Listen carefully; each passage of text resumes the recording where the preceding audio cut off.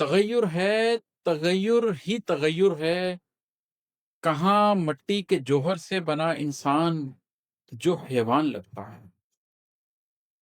کہاں پانی کے ماخذ سے اٹھا انسان جو انجان دکھتا ہے،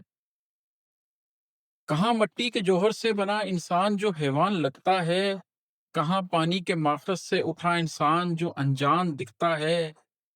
کہاں یہ نور کی دنیا کی خواہش جو ازل سے نسل انسانی کی ہر تہذیب، ہر ترتیب میں موجود ہوتی ہے،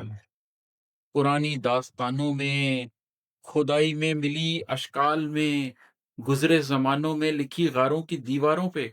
اور پتھر تراشی کے نتیجے میں بنی اصنام گاہوں میں، اور ان کے بعد اب بھی آج بھی انسان کی بنیادی تکلیفوں کے ہوتے بھی ستاروں کے سفر کی چاہ میں کتنا تغیر ہے، تصور ہے، یقیناً ایک تصور ہے،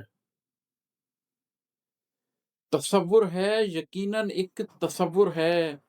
مکانی آدمی کیسے ستاروں کے سفر کے خواب بنتا ہے، زمانی آدمی کیوں کر کئی کرنوں پہ پھیلے سلسلوں کو جوڑ سکتا ہے، بھلا انسان جو مٹی کے جوہر سے اٹھا ہے کس طرح نور و بدن کو ایک کرنے کے لیے تیار ہوتا ہے، شعور زندگی کو ڈھونڈنے نکلے تو یکدم کس طرح اجسام سے بڑھ کر شعور لامکاں اور لازماں کی چاہ رکھتا ہے، بھلا یہ کیا تغیر ہے، بھلا یہ کیا تنکر ہے، بھلا یہ کیا تغیر ہے، بھلا یہ کیا تحور ہے، کہیں کچھ ہے جو اس انسان کے اندر ودیت ہے کہ وہ نوری ہے، نوری سلسلوں کی اور بڑھنا اس کی فطرت ہے، کہ اس میں روح ہے اور روح کا بھی ایک ماخذ ہے، کہ اس ماخذ کا بھی پھر ایک محور ہے،